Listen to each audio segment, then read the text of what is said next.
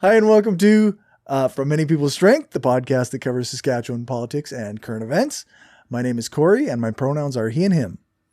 And my name is David. My pronouns are they and them or he and him. And this is, I guess, our first ever Twitch live stream. My kids will be thrilled that their dad is a Twitch streamer now. Yeah.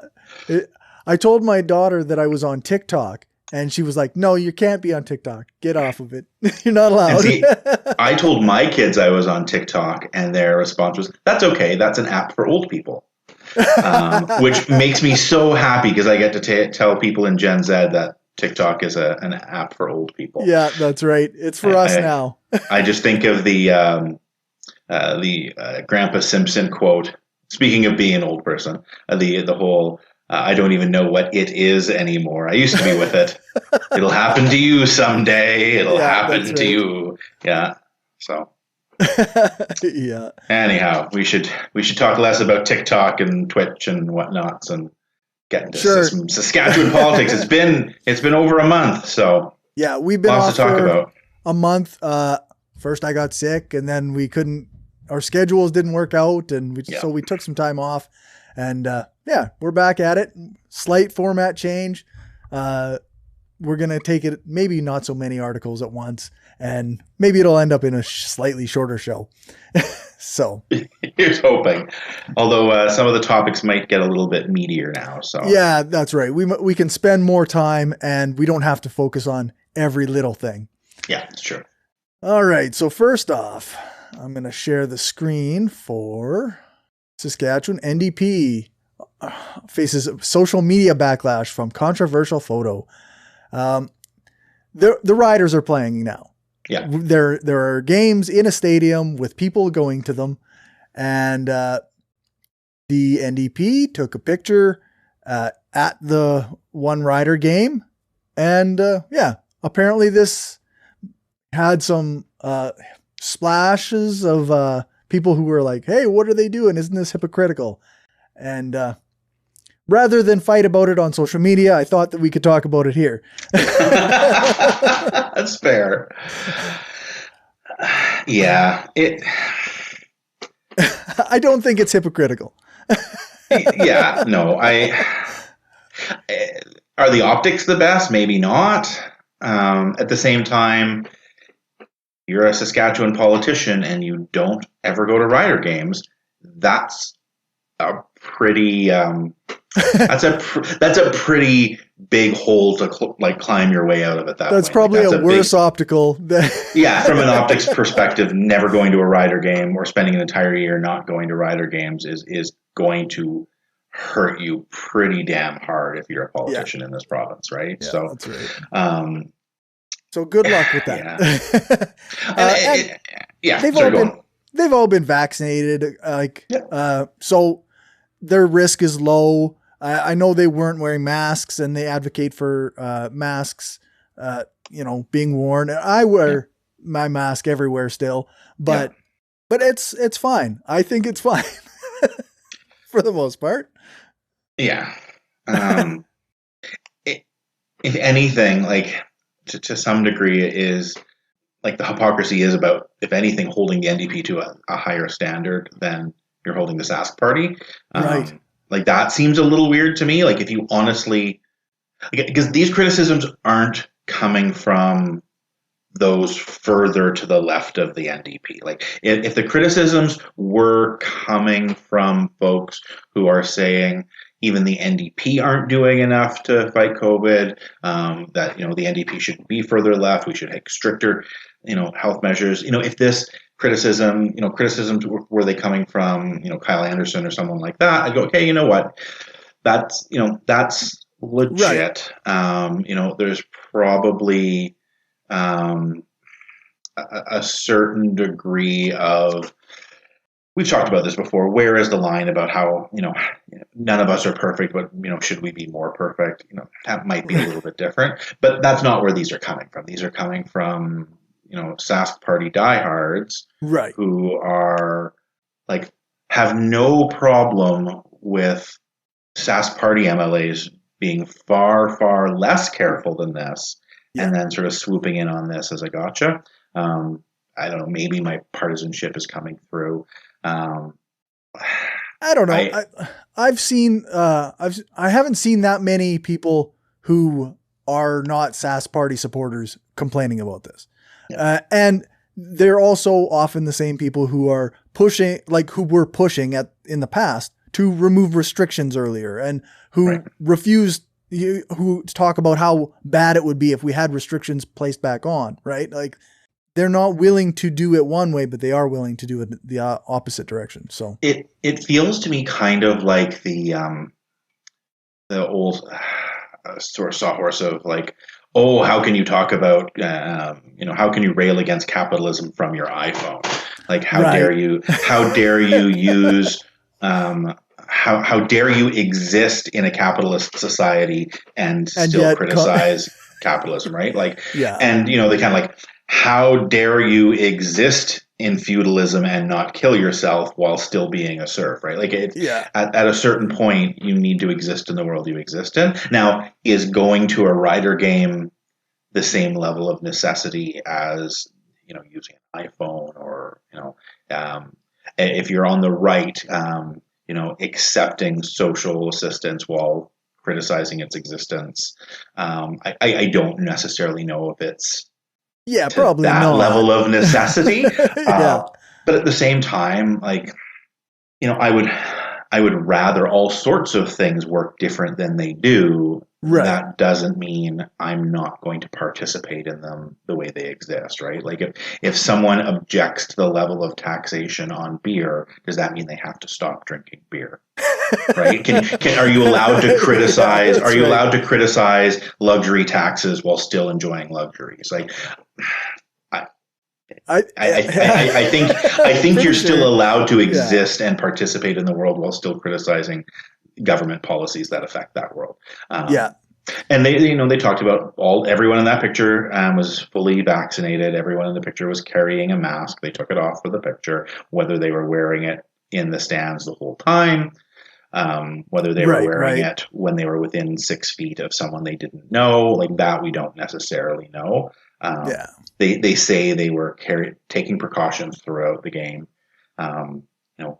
I think that's where your partisanship is going to determine whether you believe them or not, right? The people who are criticizing them probably don't believe them when they say that. I am more prone to believe them than not.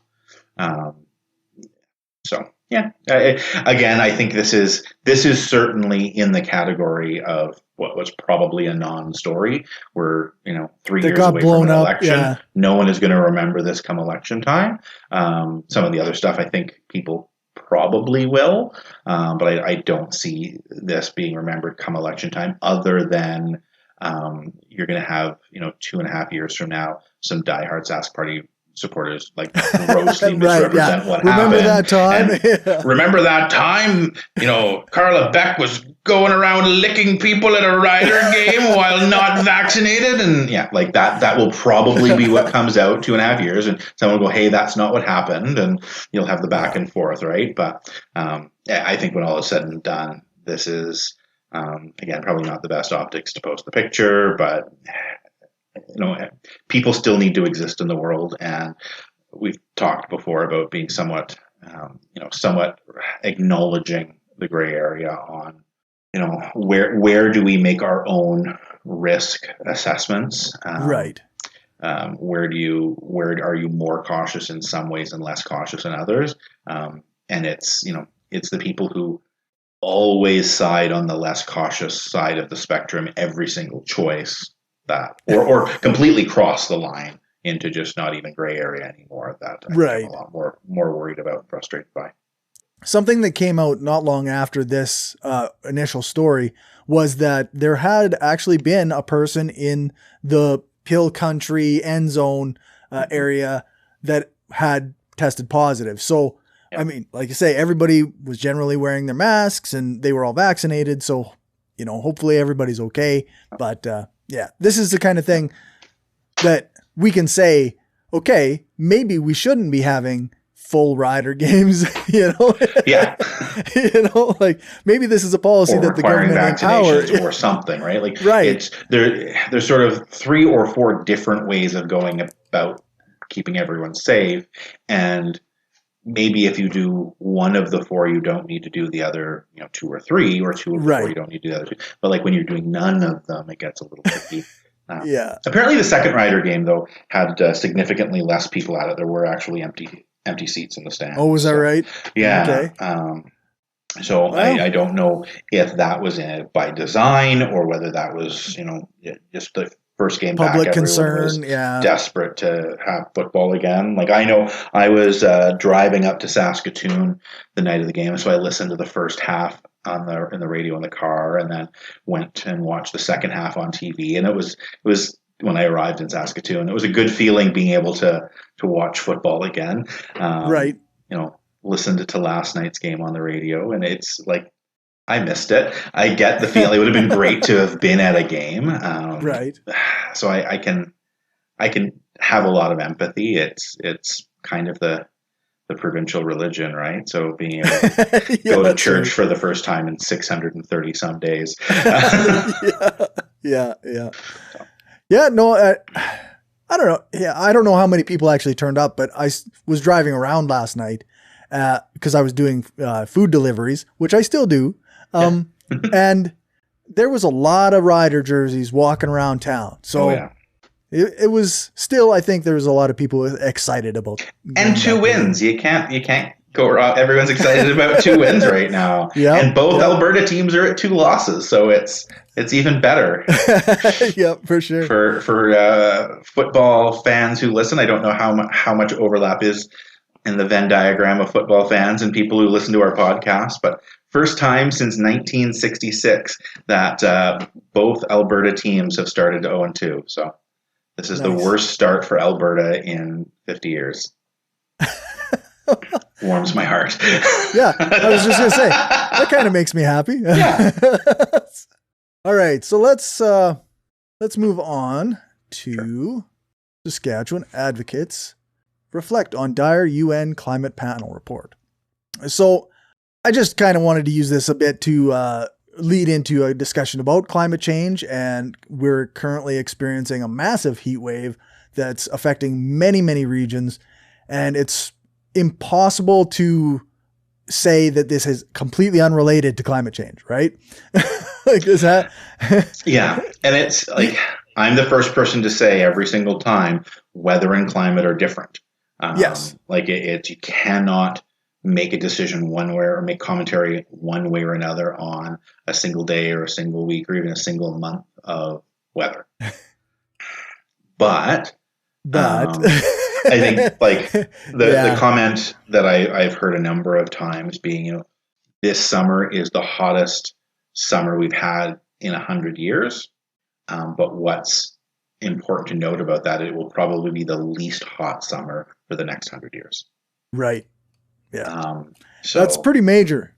Yeah. Like it's, we're not we are now no longer dealing with single data points. We can now create, like we've got created trend lines here. Yeah, that's right. And there are going to be parts of the world that don't experience it in the same way, because we also know that there's going to be places that will be experiencing extreme cold because of this, because there's talk of the glacier in the Arctic breaking free and blocking off the one stream, which will cause, like, the global planet temperatures will continue to rise. The current that brings cold water down south and hot water right back up north again, that helps balance the Earth's temperatures, there's a very good chance it's going to get blocked off, which means the areas that are already hot will continue to get even more hot, and coastal areas that tend to be in more temperate or colder climates will actually experience cooling. So that's mildly terrifying as well. But on average, it'll be hotter. One of the things that I've heard mentioned in the past about this is that when all is said and done, there are regions of Canada and northern United States that are going to end up being fairly temperate places for a while. And it's really important to recognize that, because we're going to be facing a bit of climate immigration, and people who are anti-immigration are going to get really upset by this. But we have to be prepared to just say, like, okay, we have to welcome people, because some places are going to be less habitable than we are here. Yeah. And we're just going to have to be ready for it. And it might turn into the northern part of the province becoming more settled. Yeah. It'll spread us out again, like you say, into the north a bit more. Hopefully, I don't know what path we are going to end up taking on this. Comment I heard recently, I believe it was from Hank Green even, talking about like the issues we have with climate change are no longer issues that can be solved by scientists and engineers, because the scientists and engineers have created the solutions. Like, we have the solutions in place from a scientific and engineering standpoint. The issues now are social. The issues are now political. The issues are now economics. So now we just need to have the will and the desire to implement the science needed to not wipe out our own standard of living or way of life, right? Do we find ways of having the 80-year-old billionaires have slightly less billions of dollars for the remaining 10 years of their lives, so that everyone who isn't a billionaire can actually live without catastrophic, world upending events multiple times occurring for the rest of theirs. So I don't really trust. Feeling pretty doomer about it, but Like the upside is we have, like, at this point we have a lot of the science that we need to solve a lot of these problems. Right. So like you say, it is a matter of building that political momentum, that economic momentum to like push people in this direction. Mm-hmm. And by people, I mean those with power. I mean, and there's a bit of tragedy of the commons, right? Like, it's how often do you hear people in North America go, oh, well, it's not our job to solve, it's China's fault that this is all happening. Right. Or people in Saskatchewan saying, oh, well, even within Canada, it's not our fault, it's Ontario's fault or Quebec's fault. Or people within Saskatchewan saying, oh, it's not the fault of farmers and mines, it's the fault of people in Regina and Saskatoon. Like, everyone always seems to find a way of, I don't want to have to do what I need to do because someone else might not do their part.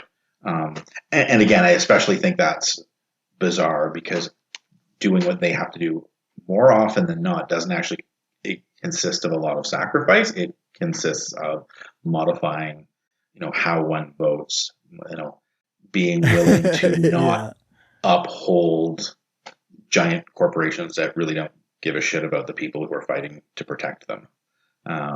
So it's like you say, like the idea.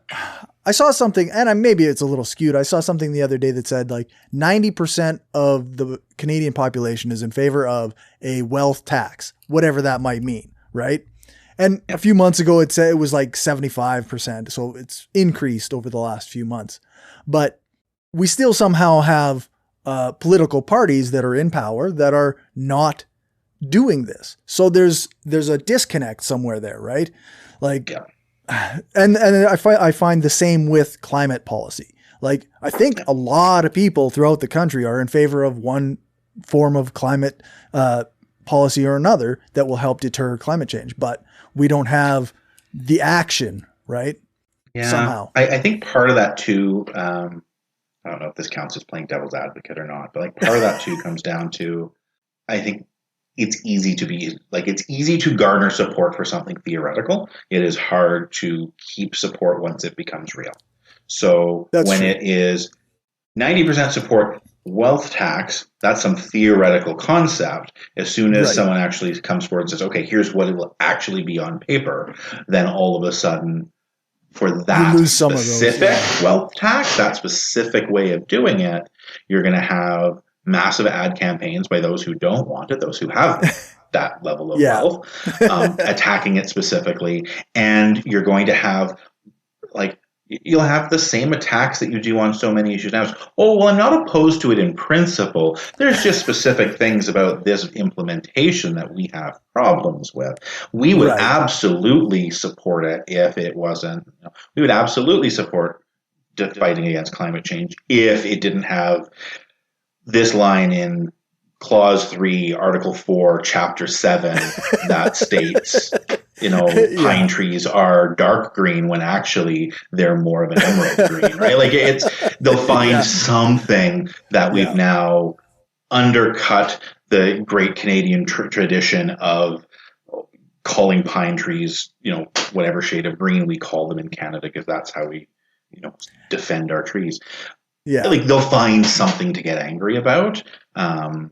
And that will be the excuse. And we're going to talk about this a little bit more later. But that was we saw that with the banning conversion therapy. Everyone was, oh no, we don't have a problem with not torturing people, but here's some weird interpretation that no one thinks could actually happen that we do have a problem with. So that's what we're going to be opposed to. Right. Or went the school board 2 years ago when Catherine Gagne was again doing the whole, I just object on technical grounds. Yeah. And then again, the video comes out of her literally teaching people how you can, sabotage pride movements by focusing on and it's not just that. It's with all of these issues. That's the game plan, because the opposition knows these ideas are popular. They know, that's where they lose the war of ideas. So if they can win the war of marketing, they don't actually have to come up with better ideas. Yeah, that's right. You can nitpick a piece of legislation until it's got no teeth and still say, oh yes, well, of course we're in favor of the same thing that 90% of the population is in favor of. Yeah. We just don't like this version of it. Right. It's, again, you saw it with Obamacare. You see, it's so insidious. It happens so frequently where there'll be a specific sort of fine detail that's identified that's the one reason that we can't go forward to it. So. Yeah. Okay. Let's move on to that was something. Depressing. Sorry. Not that we're going to get less depressing as the show goes on. But. Okay, so this federal Saskatchewan government signed a $10 a day childcare agreement. So 28,000 new regulated early learning childcare spaces will be created over the 5 years. And the average cost of $10 per day for kids under 6 years by the end of 2025-26. What are your thoughts here? Because I read the headline and I was like, hey, that's awesome. And then I read the timeline. I was like, what? Why can't you do this now? Yeah. I think I get that some of these changes do. Part of that goes into training and recruitment for ECE instructors. There are issues around building up the infrastructure. You set a 2025 deadline in hopes that you'll hit 2024 and can brag about getting it done early. Also, 2024 is 2 years away, or 2.5 at this point. So right, yeah, that's true. Less than 2.5, right? So, and even 2025 is 3.5, right? So, you know what? My kids are out of daycare, so I am not the one who's impacted by this. So, yeah, if I had a kid who was 5 or 6 years old and looking at this going, okay, what you're telling me is by the time my kid is out of daycare, this will be cheaper. My expectation is that this is going, when they say by then, though, that it'll be gradual, right? So if it's $11 by 2024, that's still a win. Right? So if you're thinking the average person works 5 days a week, $10 a day is about $200 a month for daycare, right? Yeah. Which is right now, a decent price daycare is $600 a month. For sure. So you're looking at quite an improvement for working people within Saskatchewan. Absolutely. So, and we do that in all sorts of other aspects of the world we live in. Yeah. Right? We don't say, oh, well, roads are really expensive. We build roads because roads are needed to get to work. Like a lot of the roads we have connect downtown to suburbia or connect like industrial areas to suburbia. Like we have infrastructure that we have no problems paying for that increases our capacity for labor to provide their labor. And that's what this is. This is an infrastructure investment designed around giving capacity to workers that will facilitate them providing labor. Yeah, that's right. Which this is good for the economy. Increases the labor supply, is good for businesses. It will put a downward pressure on wages. Because there will be a greater labor supply. But I think in general, it'll still be a positive net result because there will also be, more money within the economy that can go to other things. Right, so I think it'll still be a net win. And again, having people able to work is a good thing. Producing value within an economy is positive. If you are a pro-capitalist person, this is a good policy. I would guess if you're an anti-capitalist person, this is also probably a good policy. Yes, but I think they're already on board and don't need convincing. If you are someone who believes in the free market, believes in facilitating labor to provide their labor. This should be a win, if for no other reason than that's what this facilitates. So it's infrastructure. It's good for everybody, basically. Good for everybody, and it's also again the average childcare provider will receive a wage increase of up to $3 an hour. So again, market-based incentives built into the program that will facilitate an increase in people wanting to work in that field. Again, these are smart approaches overall. I'm glad the province signed on to this. I have some friends in Alberta who are banging their head against the wall trying to figure out why the province next door is turning down the money. Yeah, the one I will address this because again, it's one of those things that I know is going to be a talking point that's out there. All of the provinces except Quebec have to meet certain benchmarks, but the province of Quebec doesn't have to meet these benchmarks. Okay. And that's what gets brought up. That's the talking point. What doesn't get brought up is the fact that the benchmarks are based on Quebec and they've already been hitting them for a decade or more. We're implementing the Quebec model nationwide. We're doing the same thing with childcare that we did for healthcare in the 60s. With healthcare, first Quebec and then Saskatchewan. I know everyone in Saskatchewan likes to think Tommy Douglas did it first, but Saskatchewan Quebec had Saskatchewan beat by a few months. Implemented universal healthcare within the province, and then federally, they saw it work in Saskatchewan and Quebec and apply it nationwide. The Quebec daycare model has been working incredibly well in the province of Quebec. They've seen economic success come about because of it. Economists have looked at the numbers on the ground and can clearly point to how this investment has a return on investment that far exceeds most government spending. And so federally, it only made sense to then implement it. And again, the reason Quebec doesn't have to meet these benchmarks is they're already hitting them. They're Quebec's benchmarks. They're Quebec's benchmarks, right? It's like, anyways, I can come up with metaphors, but I don't think that really needs them. I think it's a simple enough idea that I don't need to bog it down with my usual wacky metaphors. No, that's perfect. Yeah. All right. And now, I was about to say, I said that the rest of the episode will be equally as depressing as our second story, but stories number 3 and 4 are positive. So we get to talk about another positive thing. So the Regina conversion therapy ban bylaw passed by Regina City Council. Yeah. And I want to note also that the NDP, I think, we're calling for a provincial ban as well. Yeah. So we don't have that in our notes. We're not covering that particular story, but that's also coming soon. Yeah. And yeah, that's good. And before we start, tooting Regina's horn too much, it should be noted that Regina was patterning its bylaw after the one that Saskatoon has already implemented. Saskatoon, to a large extent, did the heavy lifting on this.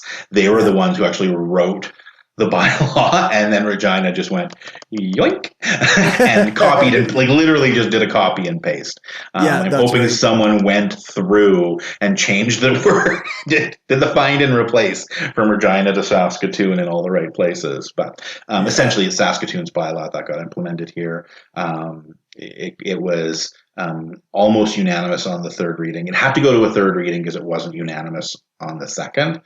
Sorry, let me rephrase it. The third reading had to be this week rather than on the same day as the second reading because they couldn't get unanimous support. So this was a foregone conclusion. This was at this point it was a formality, but it was still good to have it done. Landon Mole was once again the councillor who voted against it. He was the one who required this to wait an extra month. And while that's frustrating, I find it. I'm happy that the other councillors who were, kind of fighting it, they eventually, went with the rest of the city council. Yeah. And common sense, like this makes sense, but yes, it takes it is a bold move to speak out in favor of torturing children. Like that is a bold political stance of Landon Mole to be on the pro-torture stand. Maybe it'll cost him his city council seat. Here's hoping. Yeah, like that would be great. And again, the issues he brought up every single time he brought issues up, they were not real issues. He brought up weird hypotheticals that every single lawyer who talked about this bylaw said, no, these aren't issues. And that's not a thing that's going to happen. No, this isn't a thing that could happen. Your living room is not a business. This only regulates businesses because it is a business-related bylaw. Yeah. So, don't get me wrong. I don't want parents abusing their own children either. Right. And telling their children that, they should hide their sexuality or any of those things. Like, I don't want parents to be homophobic, but this does not regulate that. This does not prevent a parent from forcing their children to pretend to be straight. Right. I would say unfortunately, but if that's your concern, his concern is that, people in their own private lives aren't allowed to do these things. That is 100% irrelevant unless some parent is charging their kid money to do that, right? Like if the parent has set up a conversion therapy business in their living room and then takes their kid's allowance money away in order to charge them.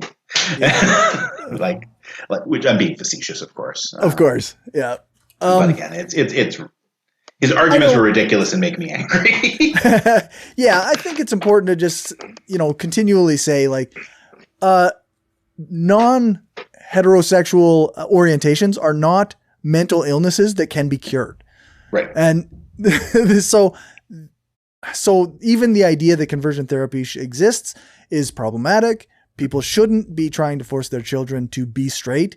And it just, that's all there is to it. Like it's abuse. And I'm glad the city council finally did this, even though they had tons of delegations from different places in different readings, in different sessions, spouting off nonsense and misinformation.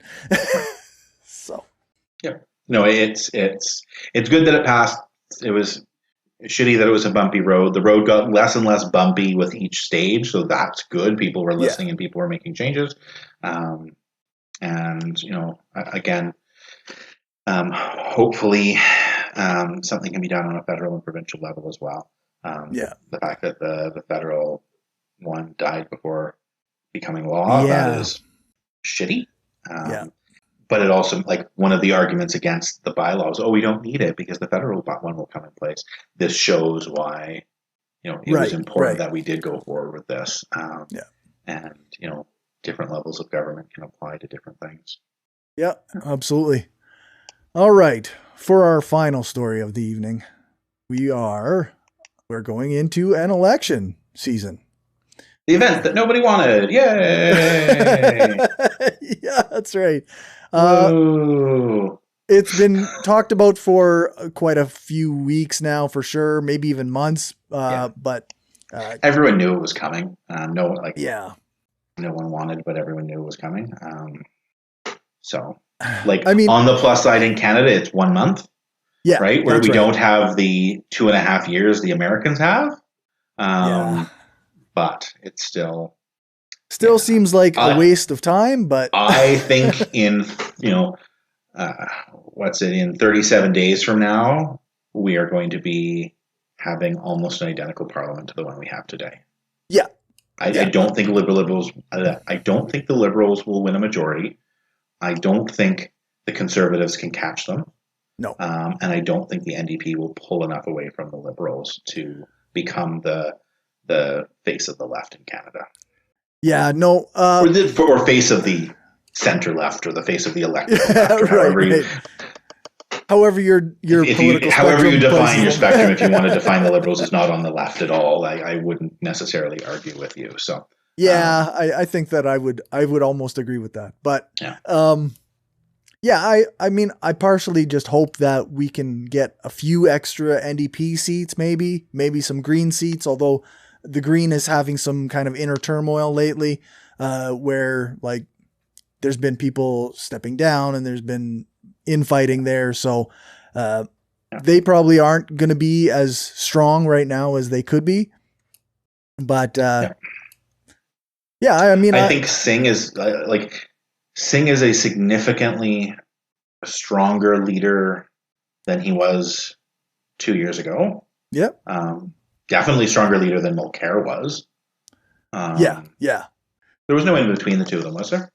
I think. Or was there maybe an interim leader who never was there might have been an election? But yeah. So essentially, went from Mulcair to Singh. Mulcair was awful. Like, Mulcair was like worse than Trudeau. Like he was almost, he tried to pull the party closer to the center. He tried to run to the right of Trudeau. Like, he tried to, and he was he's gone. We don't have to worry about him. Yeah, that's right. I mean, I like Jagmeet Singh. Yeah. I don't agree with all of his policy ideas. Like I say, I'm pretty far left, so if he's kind of centrist left, then I'm going to disagree with some things. But I like him more than I like the Liberals, and I like him as a leader, as a person. Yeah. So, and I am still leaning, like myself. My vote is leaning NDP over Liberal this time. I voted for Ralph Goodale in many an election. I've been in Goodale's riding, which has made things a little bit easier. I probably wouldn't have voted Liberal in a few of the last elections had my MP not been Goodale. I probably would have been pulled towards the NDP earlier. But I literally, like, the reason that I voted Ralph Goodale last time was because he was the only, because he was the Liberal, and I thought this was the only chance we have in Saskatchewan to have a non-conservative representative. Yeah. Which, I mean, didn't work out, but. Right. And, like, I'll probably still take a quick glance at the polling leading into the election. At this point, I'm still probably an ABC voter, or anyway, that's right. Anyone be conservative, But if I look at the polling and in my riding, it's 60%. The vote likely goes 60% conservative, 20% Liberal, 10% NDP. I'll probably still vote NDP because at this point it's 6 of one, half dozen of the other. Right. If it came down to, I don't know, if it was 40% Liberal, 40% Conservative, 20% NDP, I might plug my nose. Right. I don't know. The fact that we have that level of precision in polling now is probably a good thing for the left with regards to those who are actually willing to look at it. But I also don't know how accurate it is. Like, I know it's precise, but I don't know if it's accurate, right? So, it's like predicting football games. Like, somebody can be ahead and that you can look at their record and say, oh, well, this is a much stronger team in every aspect of the game. And then they'll still lose. Right. Yeah. So you just never know the way things are going to go. But well, I think the Conservatives are also like, it was tough to have a worse leader than Andrew Scheer. True. And they almost pulled it off. Like, Aaron O'Toole is bad. Yeah, he is not good. Did you see their first, effectively what's their first election ad? I don't think they actually made it themselves. No. I think they were just sharing it.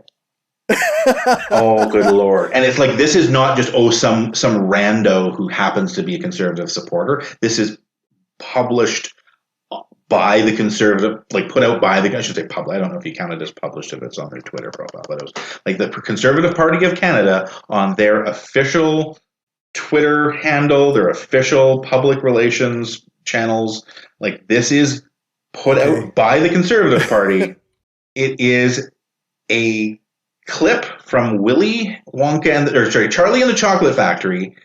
The whole, like, Willy Wonka doing his bit with frickin' Justin Trudeau's face on top of the one little girl singing the song with the whole South Park mouth opening, closing, dancing around. Okay. Like, they're literally photoshopping Trudeau's face with the South Park animation style jaw onto the girl from Charlie and the Chocolate Factory dancing. It looked like, yeah, I don't even know how to describe how bad this thing looks. So anyways, like, for that to be sort of their first, and I saw we're just, so they're conceding the election already. That's a bold move. It's that bad. Right. And I say that they're still going to get like 100 seats, because there are 100 seats in this country who will vote Conservative no matter what. There's 100 seats in this country that'll vote Liberal no matter what. Yeah. Right? Like, that's just how it goes. Or 90 plus seats or whatever. Yeah, like that's the thing about, like, we talk about like the being an ABC voter, but in Saskatchewan, like, we might have a couple spots where it matters, but largely it doesn't even matter. Yeah. If you're not voting Conservative, then you're just going to lose because of the first past the post system. But yep. No, absolutely. So I don't know what to tell you. It's I'm still going to go out and vote. But. And I say that a month is a lot shorter than the gong show the Americans have, but at the same time, a lot can still happen in a month. Yep. We will see what happens. What new scandal of Trudeau's will get discovered, because there will be one. What are the odds that they've all been discovered already? Oh, no, 0. There's a 0% chance they have all been discovered, because I don't want to defend Trudeau, but if nothing else, they'll manufacture one. They'll come up with something, yeah, right? That's true. They'll find something. He cheated on his grade 6 spelling exam. Like, they'll find something. You'd think that would endear him to most conservatives. No, that was spelling. A low blow. That was a low blow. I don't mean to be so cruel. If I can spell "you're wrong," anyone can. No, anyways. I don't want to shame spelling errors. That's classist. No, that's true. That is very, yeah. So, and I'm bad at spelling too. So. Yeah. One of the things I will touch on, though, with this story, speaking of, let's not, be completely nonpartisan. I was pissed at Jagmeet Singh. Him going to the Governor General and requesting that she not allow the dropping of the writ is a pretty garbage move. Because what that would mean is the Conservatives would become the government. Mm-hmm. Like, if the Liberals go to the Governor General and say, hey, like that, and the way that process works is the Liberals go to the Governor General, say, we feel we have lost the confidence of the House. We would like you to dissolve Parliament and issue a writ. And she says yes, which is what usually happens. Her other option is saying no, and then goes to the party with the next highest number of seats and gives them the option of forming a government. Yeah. And so she would have gone to, like, if she had listened to Jagmeet Singh, she would have then had to go to Aaron O'Toole and say, would you like to form a government? Or do you think you can? And if he says, yes, I'd like to try, then he would have to cobble together a coalition, and it would require the NDP to support him. And so we would have an NDP conservative government. And I'm a little puzzled where Jagmeet Singh thinks his ideals and the ideals of those who support him are going to be better served by a conservative government than a liberal one. Like, don't get me wrong, the Liberals have fucked up a lot, and they certainly don't align with most leftist ideals. They're, or at the very least, they are very watered down versions of leftist ideals. Right. But like, still better than conservative. Like, and this was my problem with Jack Layton as well. I know a lot of people in Canada on the left view Layton as a saint, and thought he could do no wrong. But Layton very much believed in politics for politics' sake, and was more than happy to support the Conservatives if it meant screwing over the Liberals or gaining more power. Right. He himself said he'd rather see a conservative government with the NDP having more seats than a liberal government with the NDP having less seats. And the fact that that's your priority, and again, to some extent, that is the job of the leader of a political party. You're looking out for the best interests of your party. Right. But you also, you got to also, to some degree, think about the best interests of the country you're representing and the best interests of the ideologies that you're hoping to, and the policies you're hoping to implement as well. Yeah, like if you truly believe in left policies, then you're not benefiting them at all by aligning with conservatives in any way. Like, and the only reason to be on the left, to have those ideologies, is because you believe they're for the best of the people of the country. So when you sacrifice those ideologies for politics, then you are sacrificing what you think is the well-being of the citizens. Right. So, anyways, and don't get me wrong, that is not enough to make me no longer like Jagmeet Singh.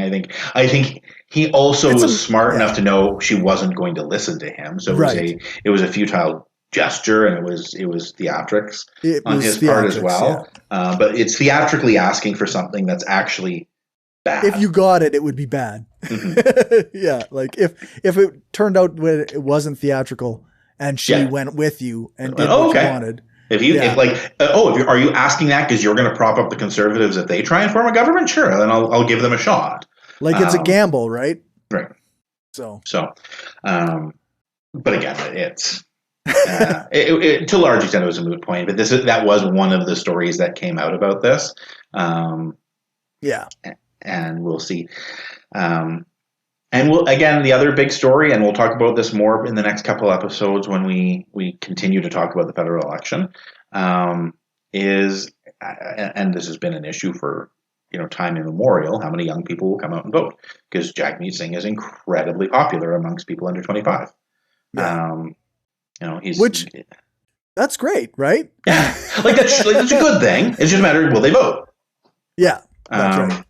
Are they going to be popular? But yeah, and it's like we have. We have seen TikTok mobilize the political youth on the left to do some pretty impressive things over the last year. Yeah, is one of the things that can motivate them to is one of the things that can motivate them to do vote. Like, that's, I guess we'll see. Right? Yeah. So, it motivated folks to go out and buy a bunch of fake tickets for Trump rallies, and sabotage, public appearances by Trump, and do a few other things, politically during that election. But again, will it get people actually to the ballot box? So that's going to be interesting to see. Even those particular events, I don't know that those people that did that ever, like, I don't know that they ended up voting, right? Right. Yeah, I don't know either. So it's one of those weird things, like you can say it has an impact in certain ways, but you don't know if it's going to have like a political impact on policy and who has power. Yeah, exactly. So, and that, again, that'll be the interesting story this time around. And again, like I said, that I don't think I've seen an election cycle where that hasn't been a story that gets talked about. Will the young people vote? Right? We know everyone over 60 votes at a pretty significant rate.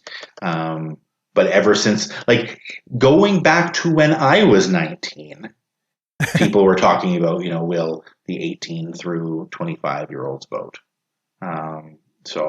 And I'm guessing it was been going on before that as well, right? Yeah. We'll have to see. Well, yeah, I mean, it's kind of just random conjecture, but even if you go as far back as when the boomers were the youth, like, they were a politically active group, but did they vote? Right? Yeah. A lot of them didn't. They would go to protests. They would do all kinds of political action, but they weren't voting. So. And like, I also know a lot of friends who are philosophically opposed to the voting process. They don't believe in the democratic process, at least in the representative form that we have today. So they don't vote as a form of protest. I can't actually fault that. Like, yeah, I'm torn on it. Like, it's to some degree pretending to live in a world we don't actually live in, rather than living in the world we do.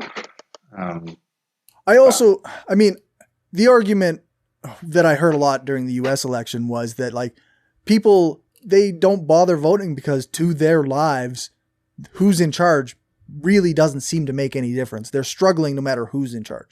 Yeah. And I could see, like, those people kind of feeling the same way. So, yeah, I can see that. I disagree with it. Like, I think there is a difference. That being, go on. I think that if you were to, like, point at specific things that each party does, you could say, like, this actually helped you in this way, and this helped you in this way. But in the day-to-day life of a person who's working, they may not recognize those things because they're so busy fighting to survive, as it were. Right? Fair. Yeah. And that the larger the political issue you're talking about, the more that becomes an issue. We talked about climate change at the very beginning of the podcast. And one of the problems with climate change is we don't feel it in our regular lives. We only feel it sort of in aggregate. And it's hard to see how any one thing makes a difference on that. But we need to look at the last 50 years of policies and go, but, like, they add up and they do make a difference. And, like, I'll be the first one to say, and I've been saying this ever since you and I started doing this podcast. Well, I've been saying it before that too, but I talked about this in our very, very first podcast, was, to a large degree, local politics is more important to people's daily lives than provincial or federal. Like, civic elections, voting for your city council, voting for your school board, voting for your mayor, those things actually direct your daily life, or impact your daily life, to a far greater degree than a provincial or a federal election does. Yeah.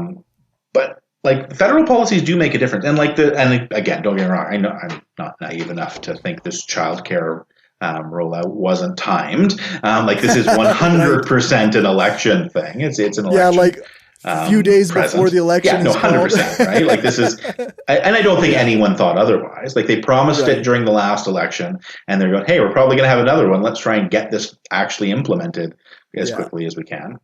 But, like, that will affect people's lives. Like, 100%, that is going to affect the lives of anyone with children. Even if it's someone who's not working or doesn't have kids in daycare now, that will affect their lives, and affect their lives for the positive.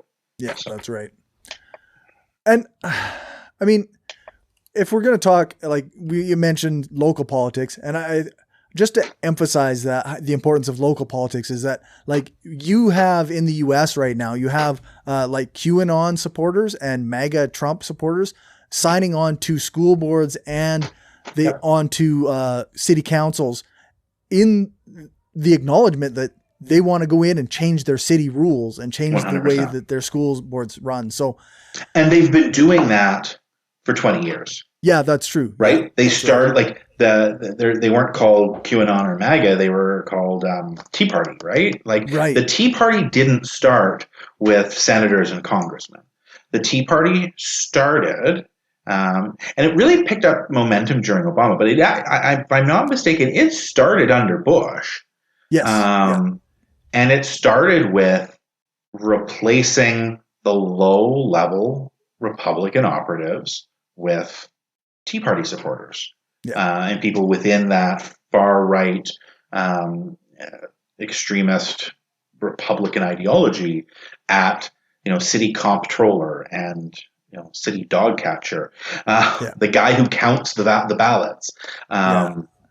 Like you start slowly but surely replacing those, and then you have this guy served on the city council for bumfuck Nebraska, population 300 for 4 years, but now he's experienced as a city councilor. So now he's going to apply for the state legislature. Now he's going to apply for state senate. And now 8 years later, he's been a state senator. So now he's going to apply for Congress. Or like you build up your bench strength. You fill your minor leagues and then you build up your bench strength. And that's how you now have Marjorie Taylor Greene sitting in Congress. That's right. And the left does that to some degree, but I do see a lot of swinging for the fences, more so in the U.S. Like the Green Party in the U.S., their last several people who have ran for the Green Party presidential ticket had never run at any of the lower levels. Like they went straight from never being in politics to running for president. Now, Trump did that too. I would argue that didn't work out so great, even though he won. That's right. I think that the result speaks for itself. Yeah, but no, I would like to see more. And I think to some extent we are. Like in Regina, again, we 9 out of 10 city councilors. Yeah. I would like to see Mayor Nenshi make the jump to federal politics. Like that would be Alberta, not Saskatchewan, but still, like I think that I don't know if he'd run Liberal or NDP, but I think that would pull either of those two parties a little bit further left, especially within their Alberta contingents. Yep. I'd like to see more of that for sure. Yep, for sure. Anyways, that's Sorry, I got tangented off of your tangent. We're under the hour for the first time ever, so we have the time. Because we're doing a limited number of stories now. Yeah. All right. We're going to close the show out by thanking at DeWaldo Dev, who bought us 5 coffees and said, "Thank you, David and Corey." Nice. So thank you so much. I was even though we were off for a month. I wanted to put a thank you out to Tyler, who listens to our podcast apparently every single time. I for the first time ever found myself in a spot where I was at a party, and it was at a party where I knew absolutely no one other than the person who I went with. And then all of a sudden we were sitting playing a board game, and the guy goes, "Do you have a podcast?" I'm like, "Yes." "Is it about Saskatchewan politics?" I'm like, "Yes." So that was a really cool experience. So that's awesome. That made my night that night, and also made me feel a lot more comfortable in an uncomfortable environment. So that's my favorite podcast story now.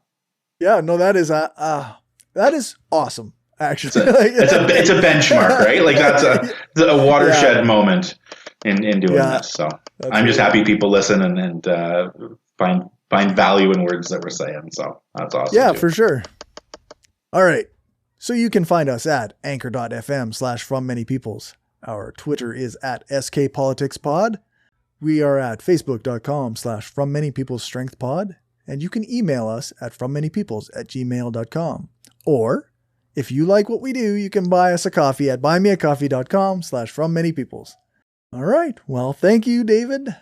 Thank you, Corey. And once again, thanks for all of the tech stuff you do behind the scenes to make this actually sound good and sound crisp once it's available for people to listen to.